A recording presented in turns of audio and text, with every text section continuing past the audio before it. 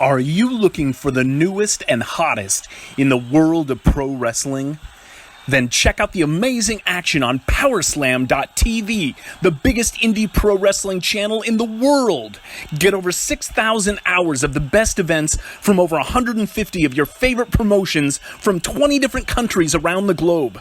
Brands like Progress Wrestling, Evolve Wrestling, Combat Zone, Defy, PCW Ultra, PWX, Over the Top, Shine, and hundreds of others with fresh content added every day for only $5.99 per month. Get your free trial today at Powerslam.tv.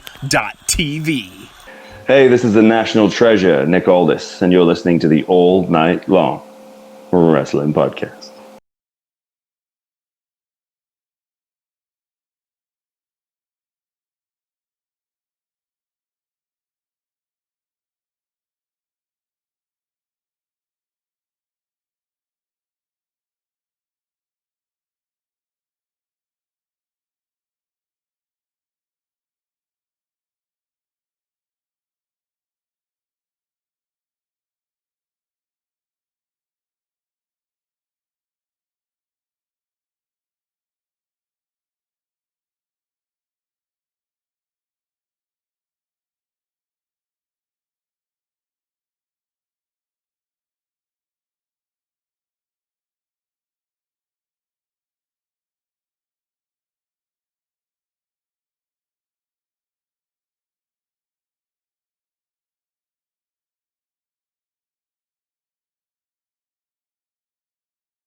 Hello, everybody. Welcome back to another edition of the All Night Long Wrestling Podcast. Ever since Nick Aldis said it that way, I have to say it that way. I can't say it any other way. But welcome back, everybody. We appreciate you guys checking in with us. Here are your hosts. He's the Stallion. I'm the Enforcer. And this week we have a very special guest amidst all the crazy, wild, purge-like chaos that is this world. Ava Everett, thank you so much for joining the show. We really appreciate it.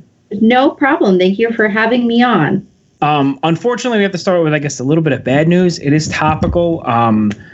Today, we lost Howard Finkel, who is the voice of my childhood and probably anybody's childhood who watched professional wrestling in any aspect. He's synonymous with the Shawn Michaels, the Bret Hart, all the way down to the Hulk Hogan, and we lost him today. Do you have any memories of Howard Finkel? Were you a fan of his? Did you ever get to, meet him? I never did get to meet Howard Finkel, but it's really crazy that this happened because I feel like with this quarantine, Anthony and I have been watching a lot of wrestling, you name it. So in between that little bit of wrestling that we decided to watch, we actually went back because I had never watched WWE Legends House.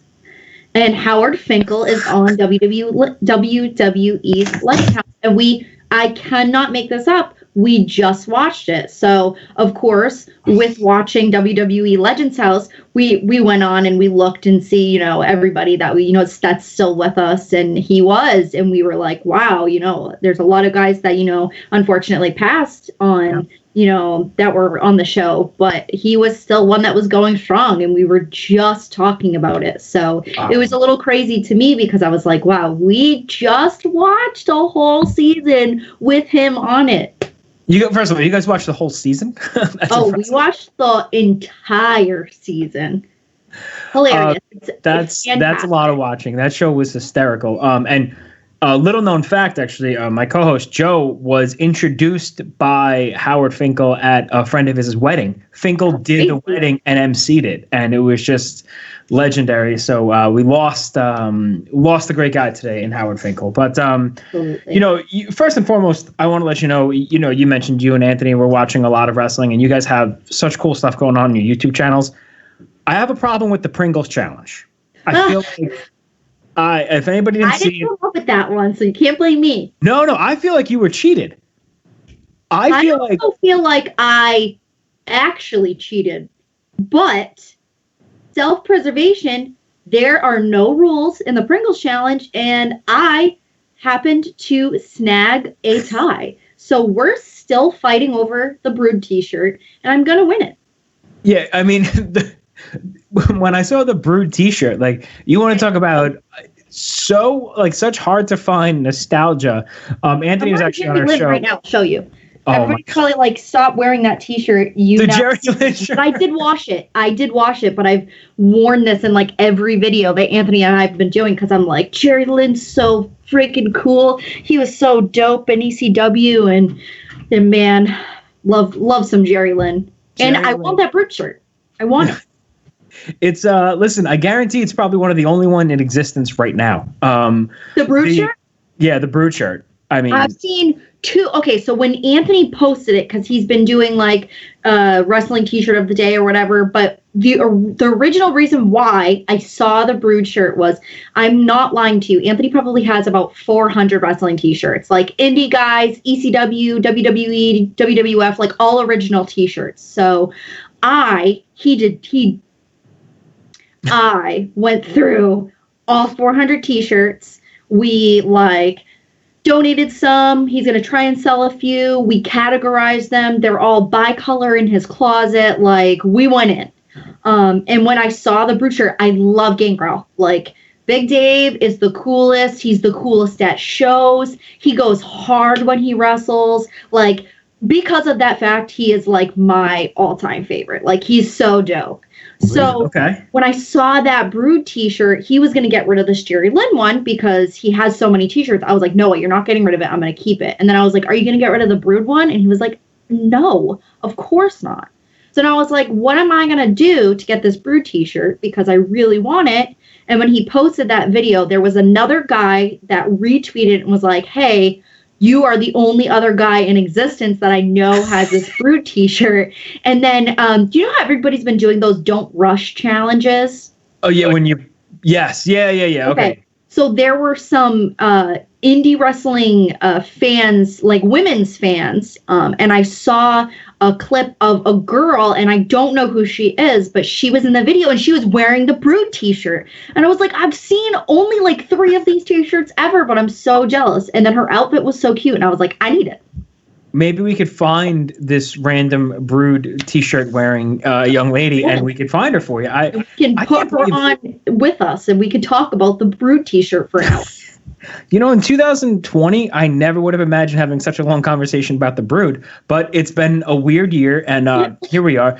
You said Anthony, for those who don't know, Retro AG, Anthony Green. Yes. You guys have been doing such cool stuff, like I mentioned, on the YouTube, and he was on our podcast probably about a year or so ago, and his knowledge of the retro wrestling, we went on a hunt. We had like a 20-minute discussion just on like WWF No Mercy and WrestleMania 2000 video games. Like it's immersive, if you will. The retro, just like the ability to recall all that stuff. And actually, I called Joe WrestlePedia because he's the same way. I could be like, what was a dark match at SummerSlam '90? And he's like, got it. You know, so it's a special ability. Is that something that you also have, or are you working on your knowledge of that, or is it just? So I have a lot of useless knowledge in my brain, and it's definitely not all wrestling. Sometimes it is very hard for me to retain all of that, but I like to hope that all of the different little elements or little tidbits that Anthony, shares upon me, that I remember most of them. But I am never going to be someone that is able to, list every single WrestleMania main event. And I know that's something that they always say people should be able to do if you're a wrestler, but I'm going to tell you, my brain's not that great. It's not going to happen. And I agree. I'm the same way. Like I can watch the same pay-per-view like 15 times and still forget who wins and stuff like that. So to me, it's like always new. And I think that's cool. So everybody's different. You mentioned you have a lot of useless knowledge. It's funny. If you Google your name, one of the first things that comes up is how big a fan you are of 90s. Is that true? So I really do like 90s pop culture. I think on top of like the 90s pop culture, I'm more so a fan of like late 90s, early 2000s. But I feel like under the circumstances of me when I first started out and I was trying to become like who Ava Everett was, before I became the Ava-Taker, Anthony was like this big like he was doing the 1980s thing. And there was another girl that was with us that she really liked the 90s. We were a tag team at the time. She liked 80s, 70s, like you name it. So we all kind of had like our own like decade. And I was like, well, I'm kind of into like the late 90s, 2000s thing. Like maybe I can make that work. And that's kind of like how it all originally started. I believe all that. Yeah, the stat is like all that. I come out to all that theme song, and every time I do it, everybody like goes absolutely nuts. They love it because it's just nostalgia. People want to feel like a kid. Yeah. Yes. All that theme song. I don't know if it was the Brat that did it, but it went so hard. And I implore you, if you watched all that as a kid, TLC sings the All That theme song. Yeah. Yeah. If you watch it as a kid, you go back and you listen now. That is one sick song. It is so good. It really is. It gets me pumped. So I think that's so cool. And it's Power Rangers too. You're a big Power Ranger fan? So I have a tag partner, Davienne, and we dress like Power Rangers. I do that on my own as well, but we both have like the Power Ranger gear, and we come out to Mighty Morphin Power Rangers. And whenever we come out to that one, people lose it. Like it's hard for them to hate us because just the song, it just goes. It's fantastic. So it's kind of like coming out to the Ultimate Warrior theme song. Like once you hit like the first lyric, you're like, oh my God, I know that song. You know? So yeah. And as far as 80s and 90s, that's all we do here. I actually have the collection of my Power Rangers over there. I also have a Miami Vice Funko Pop over my shoulder here. So we're big 80s and 90s people. So you said you're trying to find your character. First of all, where did you get started in wrestling? Were you? I know you weren't so much a fan growing up, right? I wasn't.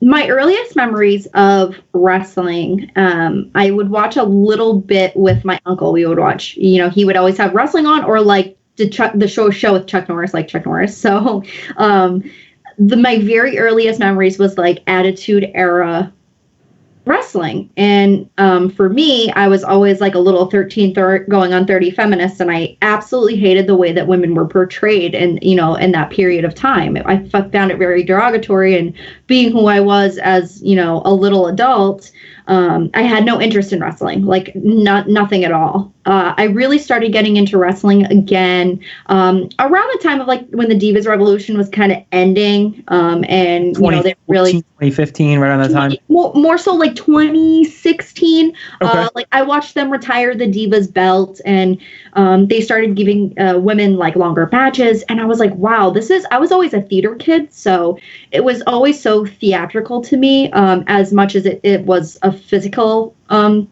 sport. And I remember seeing these girls, and I was like, man, like I feel like that's something I can do. So I was dating someone at the time, and they were really into wrestling. We both got into it, and I stuck with it. He didn't, and I love it. I haven't quit since, and I've been really motivated seeing all of these new opportunities for women online with AEW and WWE and NXT.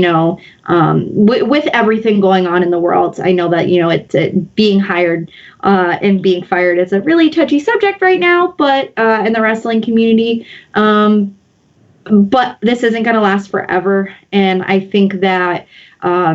Once I kind of saw that evolution happening and all of the opportunities that were being given to women, it just changed what I wanted to do and changed like my outlook on wrestling. So it became something that I knew I was going to try. Like I wanted to make a living out of it. Sure, and I think the Attitude Era it had its pros and cons because it had like the main event stars and guys like The Rock. Sure, I mean, for what it's worth, I'm not gonna go rewatch Mae Young give birth to a hand, No. But if that Raw comes on, I might watch The Rock segment with Triple H or something like that. And I think it's like what you said about like a 13 going on 30 feminist. Even as a guy, you go back and you watch that, and you're like, there was a lot of talent there too, women talent that didn't get a chance to shine. And it was funny, when I first met my wife, not to go off on a tangent, clearly I'm a big wrestling fan. She's like, and the first thing I showed her was Candice and Joey versus the Young Bucks in a guerrilla warfare match. And that was it. And she's like, oh my God, I'm into this.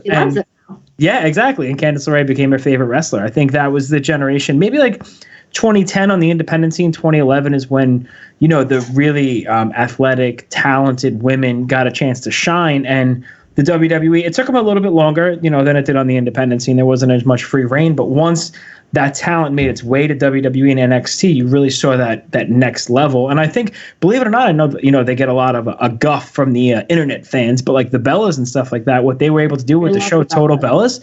Yeah, I mean, and everybody has such a problem with them going into the Hall of Fame. I'm like, it's World Wrestling Entertainment. You know, they might not be the most amazing professional wrestlers, they're competent, but what they were able to get eyes on the product, you know, entertainment is the Total Bellas show, is the Total Diva show. So I think they're more than deserving. And now, you know, like you mentioned with what's going on right now, I don't want to go into negative town. Clearly we're, as I said earlier, we lost Howard Finkel today, and yesterday was, I think they called it Black Wednesday, with all of the talent that was, you know, as a professional wrestler that you are, and you see all your, you know, I'm sure your friends and your training partners and things like that. How does that, you know, it has to hit you differently than it does the rest of the world, right? How does that hit you?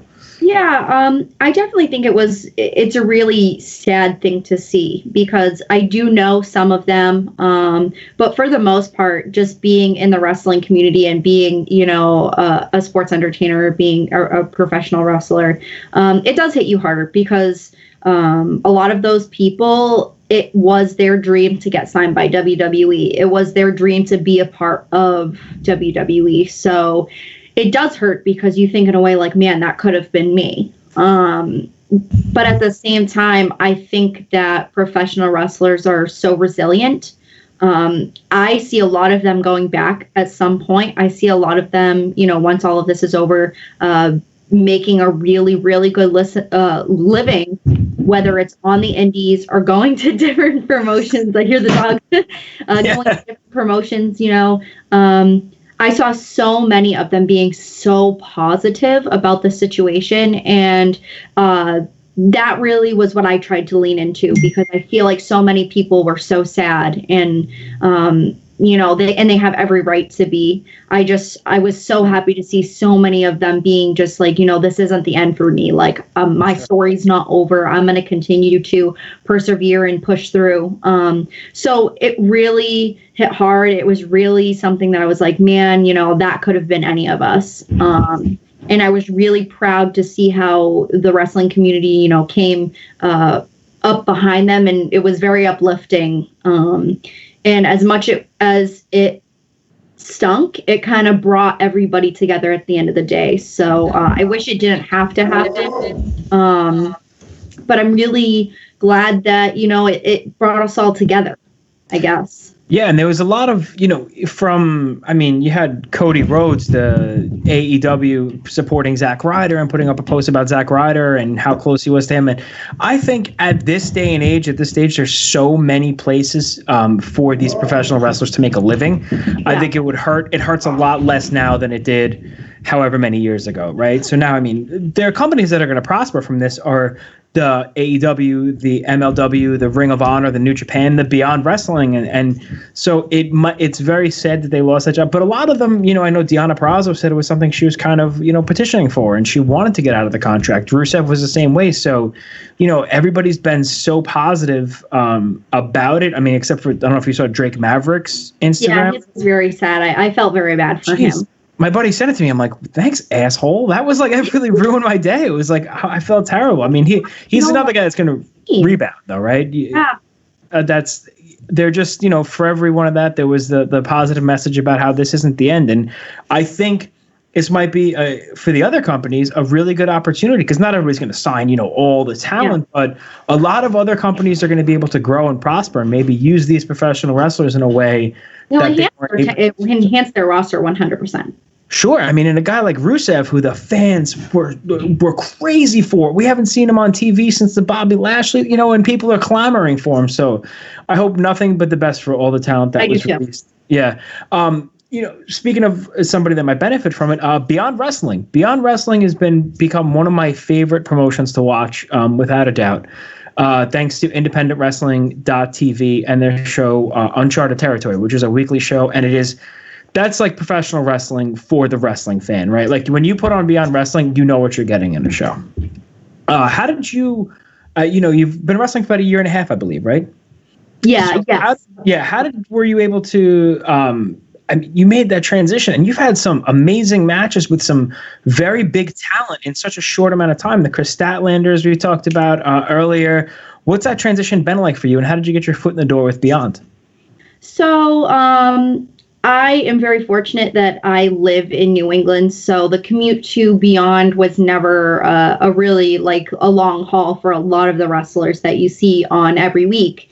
So for me, when I first started wrestling, like even before I was ready to have matches, I started going to Beyond Wrestling shows immediately. So I would go and I would do ring crew. I would set up. I would do airport runs. They say the regular like paying your dues. I did that for like probably about a year or so before they really started, thinking about using myself, Angel Sinclair as the Platinum Honeys, and as well with Anthony, because I wasn't ring ready, but just going to every show, it kind of like set a precedent for myself. So I was able to show, that it was something that I wanted to do. So when I was ready to have matches, they were like, all right, well, we're going to use you because you've been here. You've proved, you've proved your worth. You've proved that you're always willing to help. So I got a few opportunities scattered between valeting, and then we started having our own matches. And then with Uncharted Territory being every Thursday and us being so local, some may call it luck, some may call it paying your dues, some may call it, that I earned the spot and I deserved it. I just started having more and more interaction, more and more matches. And then I really just kind of like, I guess you can say like earned my keep there. And then I think because of my location and being so available, it was like, all right, well, what can we do for you to enhance you? Because I am so brand new. So putting me in the ring with, people like Chris Dickinson and Pinky Sanchez, and having tag matches with, my best friends like Josh Briggs and Anthony Green, they had a really large part in training me. So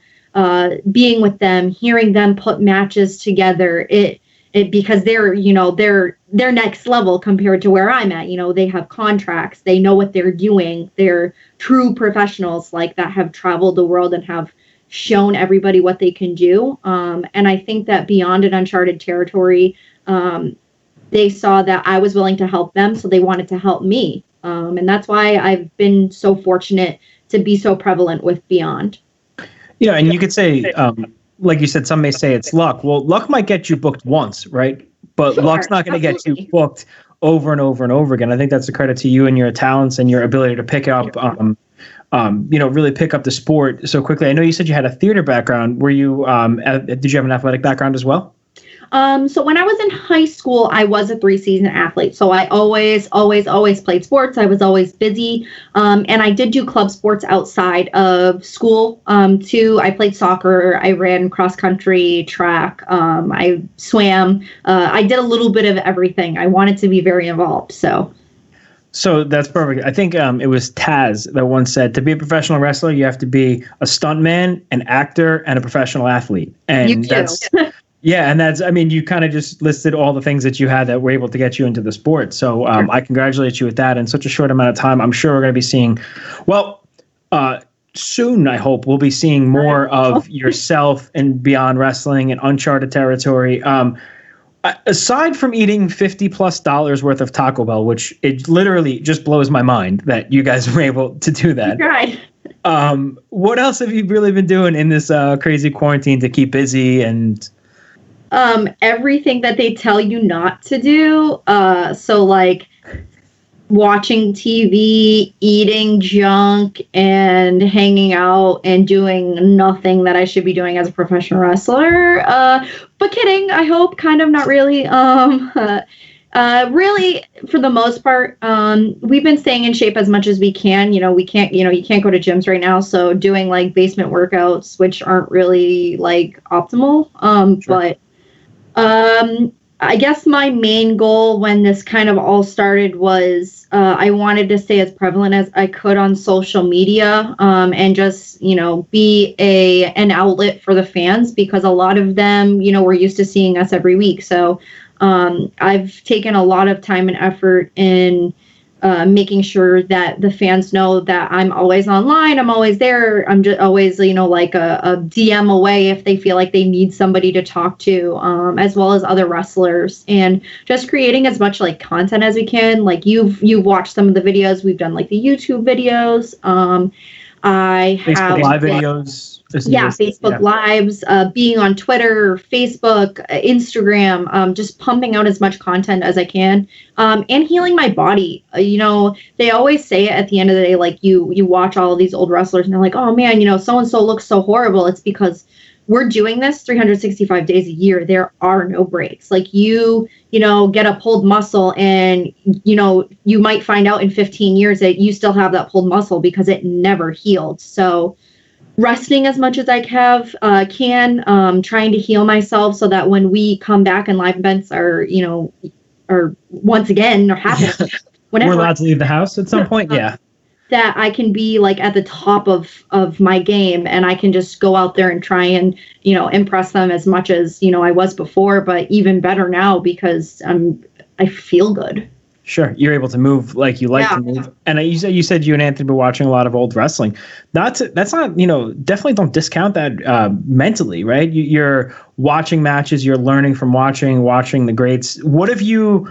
Has there been like an era you guys have been focusing on, or anything in particular you're really enjoying? We watch a little bit of everything. Anthony and I are huge fans of well, I'm a huge fan. And I feel like that's why we watch it a lot. He saw that I was really drawn to like early to mid 2000s like wrestling, because as much as people say it was like the pits of wrestling, at the same time, like those guys were, and some women, but mostly those men were so innovative. Are you talking like JBL? Are we talking about JBL era? No, I'm talking like 2000 CZW. Okay. We watch a little bit of like, IWA Mid-South. We watch a lot of like indie wrestling.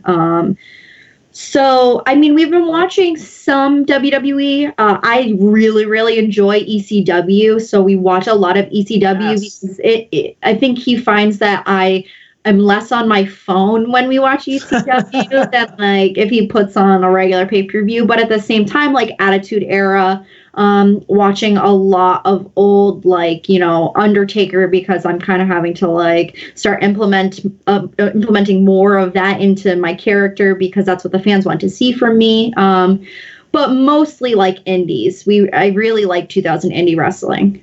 Sure, like CM Punk, Samoa Joe, Bryan Danielson, Low Key, Homicide, that kind of era. Watching FIP, like old FIP. Sure. So a lot of that, and that's a lot of like CM Punk, Hulk Cabana, you name it. Yeah, you're right. That now we're talking IWA and then Combat Zone. Okay, I thought we were talking about like JBL, and I was like, wait, what?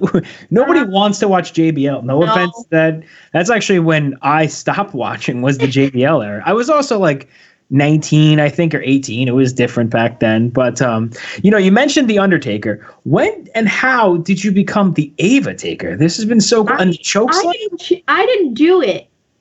I didn't do it. Yes. So when this is solely when I was transitioning from being a valet to a wrestler. You would get like, how do I say this? The opportunities that I was being given to wrestle, I was most of the time was in a tag team. So you kind of have to split the opportunities that you have. So when I started having matches, I decided that I wanted to do things that the fans would want to see. So a lot of times in my matches, as short as they were, I would do the Undertaker leg drop on the apron, because we speak about nostalgia and we speak about funny things that the fans know are going to happen and they want to be a part of. So I would yell Ava-Taker before I do the leg drop, and that was like the only thing I was doing in matches. Like that was my like one spot that I got to do. So that was your people's elbow, right? That was my people's elbow. So when I started doing that and then the fans really started to see who I was, it was like every time I would go out to the ring, the only thing that they would associate with me was yelling Ava-Taker and being crazy and doing the tongue thing and being a psychopath. So they would just start chanting Ava-Taker. And then when I would be at the merch table or I would be out with the fans, they would be like, why don't you do this? Why don't you do this? When are you going to get gear? When are you? So it started turning into like they wanted to see the whole 9 yards of the Ava-Taker. So I was like, okay, I've never really been a huge Undertaker fan, but now I'm kind of pigeonholed. What do I do to make the fans happy? Because I feel like that's the most important part of who the Ava-Taker is. I'm still funny and goofy. I don't do like a ton of Ava-Taker stuff, or I don't dress like him. I still do my 90s thing. But I was like, what can I do to make the fans happy? Because I feel like that's what sports entertainment is. That's what professional wrestling is. What am I going to do to make them want to cheer and want to be invested and want to watch? So the Beyond Wrestling fans turned me into the Ava-Taker, because originally I was going to do this like 90s, 2000, like funny comedy girl gimmick, and I still sprinkle it in, but it really evolved into something that I couldn't control anymore. And I just had to go with, because that's kind of what the fans were expecting from me. But I really enjoyed it and I like it, and that's what they want to see. That's what I'm going to give to them. I mean, that's how all like great stories start, right? Like Stone Cold just did the Stone Cold 316 promo, and the next night everybody had Austin 316, posters. So What are you gonna do? yeah, you if it ain't broke, don't fix it, right? You play the hits and you go with what works. What else will we be sprinkling into the Ava-Taker? Is there anything else we could expect coming up from the return from this quarantine? So, for WrestleMania weekend, I had huge plans to really change my look. I got brand new gear. I had, I was getting the whole 9 yards with the hair and the makeup and you name it. So I had all these really big plans to kind of really divulge into who the Ava-Taker was as a character. And I've posted photos of the gear, and I actually did a really fun video with the gear that I was going to debut for WrestleMania, and everybody was so impressed that I decided to just kind of dive headfirst into this character that I was never, I never expected that I was going to be doing. So I had plans to, really become who I thought the Ava-Taker was. And I feel like the fans got to see a little bit of that, but they were really going to see me full force trying to be who I thought the Ava-Taker was, because I am still so brand new.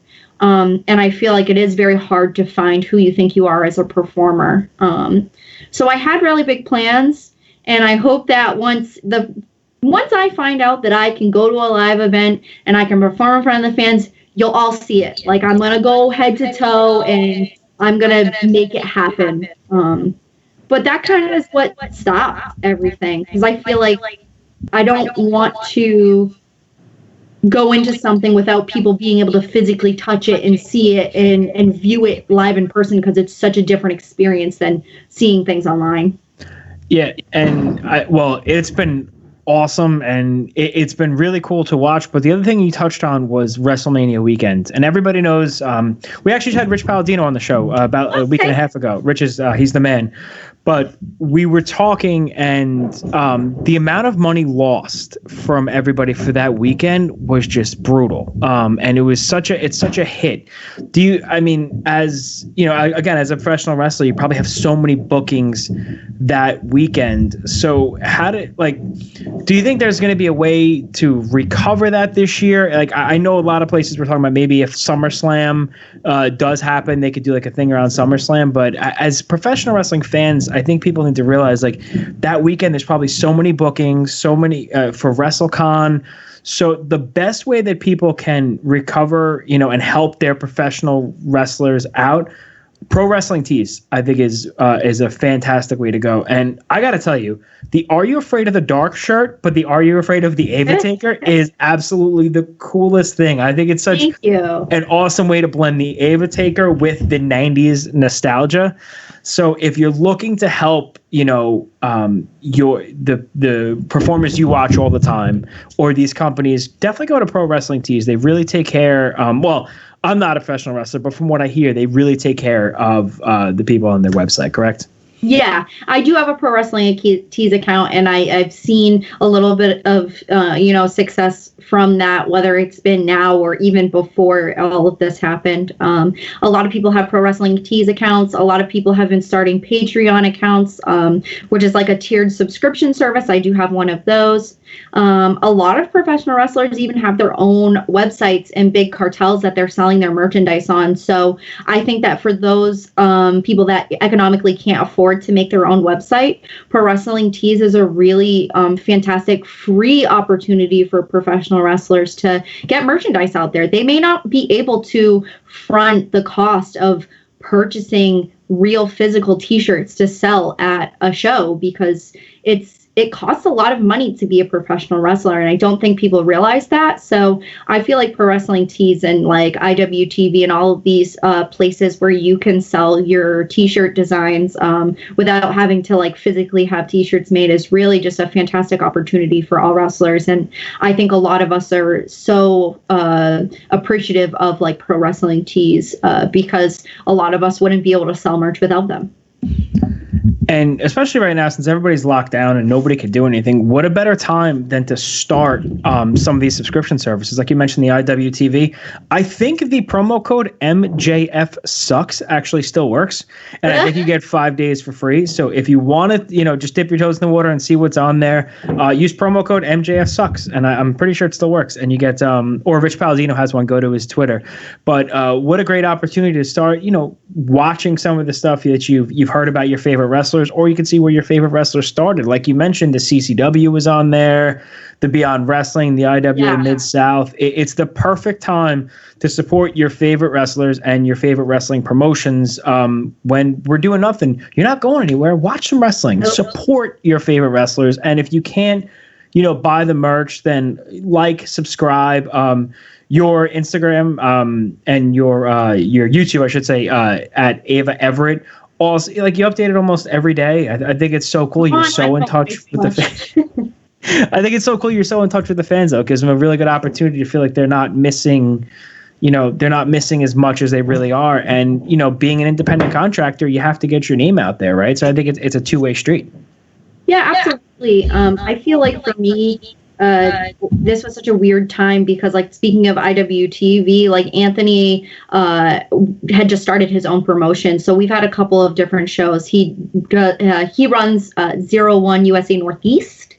So you can find, you can see that on IWTV. So we had, 3, 4, 5 shows booked, which are not happening anymore. And I feel like it was such like kind of a downer. And I feel like IWTV and Pro Wrestling Tees, it really gave a lot of us, a lot of hope. Because even though we can't be there physically, we can still be there, for the fans, at least online, and they can still see our work with those different venues. So I think we're also appreciative of them. And there's so many, you get like those 5-day free trials of IWTV. I mean, like that alone is worth it. Yeah, and nothing is for free, right? If you have 24 hours in a day and you're not leaving the house, there's plenty of stuff you can watch. And 01 Northeast, I mean, it's an upstart company. It's an upstart company, but 01 has been around in Japan in different and Midwest, yeah. Right, and the Northeast is so cool because you have great talent like yourself, Anthony, Josh Briggs, you mentioned, Chris Statlander is in there, and Alex Alex Reynolds, true, Beaver Boys. For such a new promotion, I mean, drawing a lot of attention, also drawing a lot of a lot of fans to such a new promotion with familiar names. And I think that's like we mentioned earlier, with all these professional wrestlers now being able to, that were just released from their contract, I think it's only going to help all promotions and maybe get those wrestlers that you didn't expect maybe a little closer to you and, more visibility. So I think I'm hoping nothing but the best for 0-1. I know you guys are fantastic in promotion. I'm still stuck on the Taco Bell thing because I can't. Like, we're talking about wrestling, but Taco Bell, man. $50. Like, you could get a full meal from Taco Bell for $6. Get more than a full meal. It was like so much food that I feel like we hadn't had any food all day. We were so hungry because we had spent the entire day. I probably filmed 5 videos myself that day. So we had just been creating content all day long. And then at the end of the day, I was like, I'm not cooking. This is not happening. So we decided, we were like, what funny video can we do with Taco Bell? And then it just turned into this monster that we couldn't get, it was a decision that was made. I'm not going to say it was good or bad, but it was a decision that we made. I also think I haven't had Taco Bell, and there's not one too close to me, so I haven't had one in a while. But the Crunchwrap Supreme, the best. That's 2 thumbs, 2 Orange Cassidy thumbs up. We talked about that the entire time. That's his number 1 menu item, and it would be my number 1 menu item if there was not a thing such as the nacho fries. But the very disappointing thing about nacho fries for Taco Bell is that they do not have them all year round. It's the dumbest thing I've ever heard in my life. Those come with the nacho cheese sauce too, right? You can get them with nacho cheese, and then you can also get them, I think it's called nacho fry supreme or something like that, and it comes with the meat slop on it with nacho cheese and lettuce and tomato and you name it. It's so good. I'm sorry, did you say meat slop? I've never heard that's just the all the who knows fixins. What it is? Anthony was like, oh, it's beef, but you don't know if that's what it is. No, it's like corn and who cares? It's like slop. Yeah, it really, that's fantastic. Like you said, it's a quarantine diet, right? Do what you want, live your life. Even if you are a professional wrestler and you're wrestling 365 days a year, eat what you want. I don't like this stereotype of you have to have ginormous muscles and look like $1 million because look at somebody like Kevin Owens. He is one of the absolute best professional wrestlers on the face of the planet, and he doesn't look like, Ultimate Warrior did. Why does that have to be something that you have to do or have to look like I hate that kind of stuff. Body positivity all the way with me, because that's nothing that makes me more angry on this planet is someone telling you have to look a certain way to be a fantastic performer. I think that's I can't even fathom it. It's insane. But yeah, Ultimate Warrior probably had the best body ever in wrestling, and it wasn't exactly. And I'm not knocking him because that's how he wanted to look. Sure, he wanted to look like an absolute monster. I don't want to look like that. No, but as far as being a worker, you might look like a monster, and you can't work at all. Listen, growing up, was he my favorite? Yeah, had the most badass entrance music of all time. Of course I was. I was a kid. But like you said, it's all about what you're able to do in the ring, and what you've been able to do in the ring in the 1.5 years, 2 years that you've been wrestling has been nothing short of extraordinary. We cannot wait to see what's in store. Well, for the world, but also for you. Where can everybody find you on every single social media platform? I have a lot of them. I do have a Facebook fan page. You can search Ava Everett on Facebook. I do have a private Facebook account. I don't usually accept, fans or anything like that on there, just because it's more for family. I feel like Facebook's more for family anyways. You can find me on Twitter and Instagram at Ava Everett _. It is the same Twitter handle. When you look on there, you will see Ava Everett /or Evie Rogerson. That is me. That is my real name. I like to keep that on there to keep me down to earth with all of my human friends. You can also find me on YouTube by searching Ava Everett. I do have a YouTube channel as well as a Patreon account where you can, get to know me a little bit more on a personal level. And the Pro Wrestling Tees store, Ava Everett and Pro Wrestling Tees, and go buy the Are You Afraid of the Dark shirt because it is sick. Thank you. Of course. Listen, before we let you go, I have to ask you the question that we've asked every single person on this podcast that we've ever had ever, and it's probably about 100. Okay, now, I'm ready. There's Joe and I. We've known ourselves, the Stallion. We've known each other probably about 20 years, and there is something that divides us right down the middle. All time. He is Team Shawn Michaels. I am Team Bret Hart. We need to know where you stand. I'm sorry, Sean. Well, Sorry, here we I'm go. sorry. It's not your fault. He's the whole package. We've had, like I said, probably about 100 people.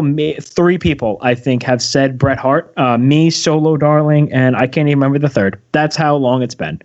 So I forgive you. Maybe. Oh, you know what? Maybe you and Anthony could watch some Hart Foundation matches, and then when you come back on the show, you could say, "Actually, you were totally right. Bret's better than Sean." I will go out of my way to watch some Bret Hart matches for you. I don't know if it's going to change my mind, but I will still do it in honor of your podcast and your personal beliefs on Bret being better than Shawn Michaels, which is that I accept your opinion. Well, that is far nicer than anybody else has ever been to me on the show about that. So everybody can just say and do whatever they want on this planet. You want to like Bret Hart, you can. God, I love Bret Hart so much, but it's okay. I digress. Thank you so much for your time, Ava Everett. We look forward to seeing you hopefully back in the ring soon, but if not, check out all of the social media. You guys post some awesome stuff, doing such a great job keeping in contact with fans. I don't know if there's another challenge coming up, maybe a Pringles rematch, if you will. I'm still not sold on the winner. A poll up on Twitter right now about a tiebreaker. So people are getting to choose our tiebreaker, as well as we actually have a contest up right now to support, our indie wrestling fans, where we're choosing 2 people, and whoever wins by this Saturday, they just have to like, retweet, and follow us. We are going to buy them 2 people each a shirt of their choosing of any professional wrestler that they would like, whether it's on Pro Wrestling Tees or directly from them, you name it. So we got a couple of really cool, fun things going on right now. That is so awesome. That is such a cool thing to do for the fans. And, especially in this time of need, I know a lot of people are struggling with being home and, not having much to look forward to. So for you guys to do that, that is so cool. Go vote. Go vote on the tiebreaker. Go like and retweet, and maybe get a free shirt from 2 of the coolest people around. So, yeah, listen, free is for everybody. So, Ava, thank you so much. We appreciate your time here on the show. We look forward to talking to you again. Thank you so much. I really appreciate it. Thank you.